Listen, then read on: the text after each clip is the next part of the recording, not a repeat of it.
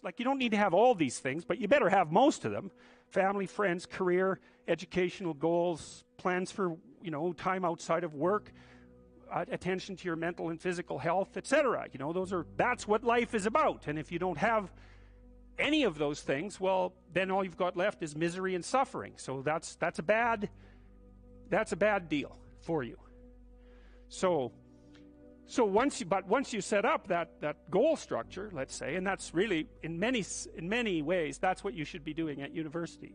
That's exactly what you should be doing, is trying to figure out who it is that you're trying to be, right? And you aim at that, and then you use everything you learn as a means of building that person that you want to be. And I really mean want to be. I don't mean should be. Even those things are going to overlap. And it's important to distinguish between those, because that's partly, and this is back down to the micro routine analysis. So if I was saying, well, you're going to try to make yourself more industrious. Okay, number one, specify your damn goals, because how are you going to hit something if you don't know what it is? That isn't going to happen. And often people won't specify their goals too, because they don't like to specify conditions for failure. So if you keep yourself all vague and foggy, which is real easy, because that's just a matter of not doing as well, then you don't know when you fail.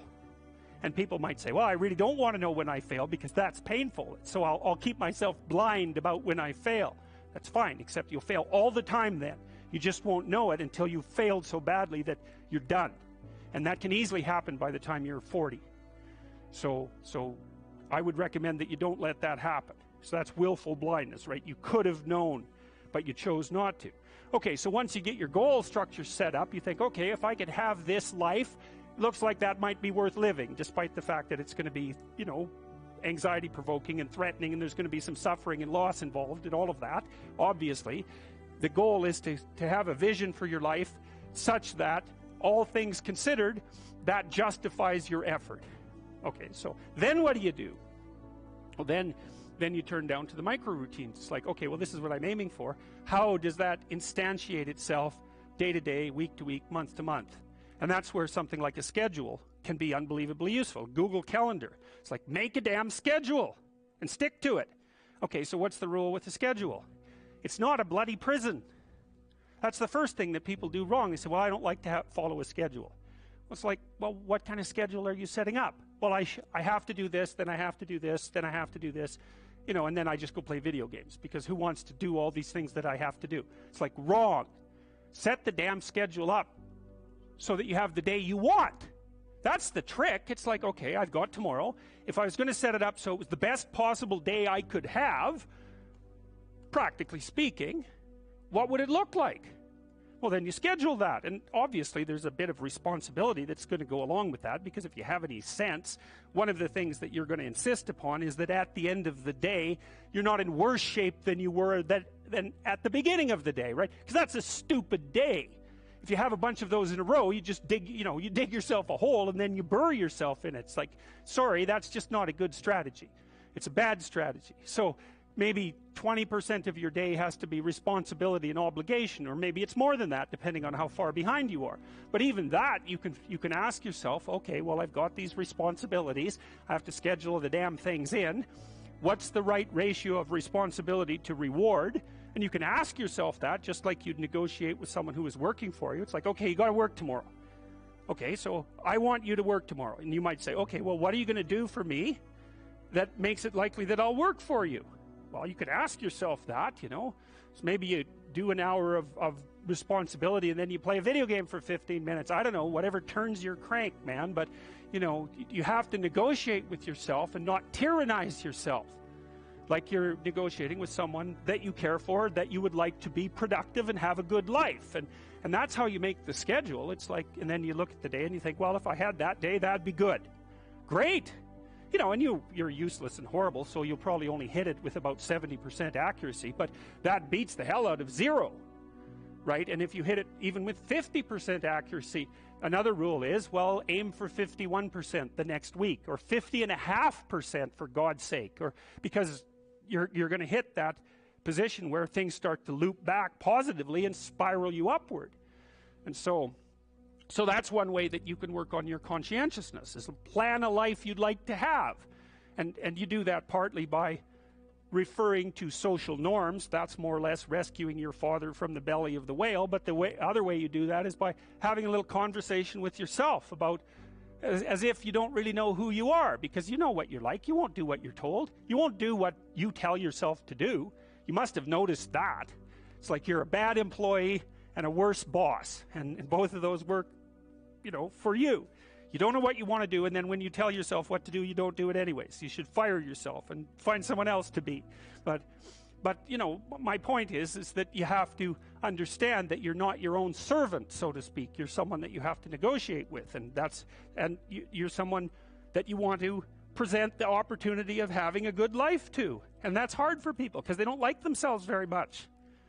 So, you know, they're always like cracking the whip and then procrastinating, and cracking the whip and then procrastinating. And it's like, God, it's so boring and such a pathetic way of spending your time. And you know what that's like, because you probably waste like 6 hours a day. And I think we did an economic calculation about that a while back, right? Your time's probably worth $50 an hour, something like that. I mean, you're not getting paid that now, but you're young, and so this is investment time, and what you do now is going to multiply its effects in the future. So let's say it's $50 an hour, which is perfectly reasonable. So if you waste 6 hours a day, and you are, then you're wasting about $2,000 a week, or about $100,000 a year. So like, go ahead, but that's what it's costing you every hour. And you need to know what your damn time is worth. So let's say it's not $50, it's 30, whatever. Maybe it's 100, it's somewhere in that range. One of the things you should be asking yourself is, when you spend an hour, was that, well, would have I paid someone $50 to have had that hour? And if the answer is no, it's like, well, maybe you should do something else with your time. And it depends on whether or not you think that your time's worthwhile. But the funny thing about not assuming that is, if you assume your time isn't worthwhile, what happens is you don't just sit around sort of randomly in a state of responsibility-less bliss. What you do is you suffer existentially. And so that seems like a stupid solution. You know, if you take people, and I've told you this, and you expose them voluntarily to things that they are avoiding and are afraid of, you know, that they know they need to overcome in order to meet their goals, their self-defined goals. If you can teach people to stand up in the face of the things they're afraid of, they get stronger. And you don't know what the upper limits to that are, because you might ask yourself, like, if for 10 years, if you didn't avoid doing what you knew you needed to do, by your own definitions, right, within the value structure that you've created, to the degree that you've done that, what would you be like? Well, you know, there are remarkable people who come into the world from time to time, and there are people who do find out over decades-long periods what they could be like if they were who they were, if they spoke their being forward. And they get stronger and stronger and stronger, and we don't know the limits to that. We do not know the limits to that. And so you could say, well, in part, perhaps the reason that you're suffering unbearably can be left at your feet, because you're not everything you could be, and you know it. And of course, that's a terrible thing to admit, and it's a terrible thing to consider, but there's real promise in it, right? Because it means that perhaps there's another way that you could look at the world, and another way that you could act in the world, so what it would reflect back to you would be much better than what it reflects back to you now. And then the second part of that is, well, imagine that many people did that, because we've done a lot as human beings. We've done a lot of remarkable things, and I've told you already, I think before, that today, for example, about 250,000 people will be lifted out of abject poverty, and about 300,000 people attached to the electrical power grid. We're lifting people out of poverty collectively at a faster rate that's ever occurred in the history of humankind by a huge margin. And that's been going on unbelievably quickly since the year 2000. The UN had planned to have poverty between 2000 and 2015, and it was accomplished by 2013. So there's inequality developing in many places, and you hear lots of political agitation about that. But overall, the tide is lifting everyone up, and that's a great thing. And we have no idea how fast we can multiply that if people got their act together and really aimed at it. Because, you know, my experience is with people that we're probably running at about 51% of our capacity. I mean, you can think about this yourselves. I often ask undergraduates how many hours a day you waste, or how many hours a week you waste. And the classic answer is something like 4 to 6 hours a day.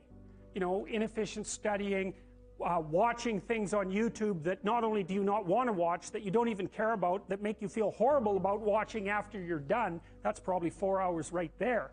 You know, you think, well, that's 25 hours a week, it's 100 hours a month, that's 2.5 full work weeks, it's half a year of work weeks per year. And if your time is worth $20 an hour, which is a radical underestimate, it's probably more like 50 if you think about it in terms of deferred wages.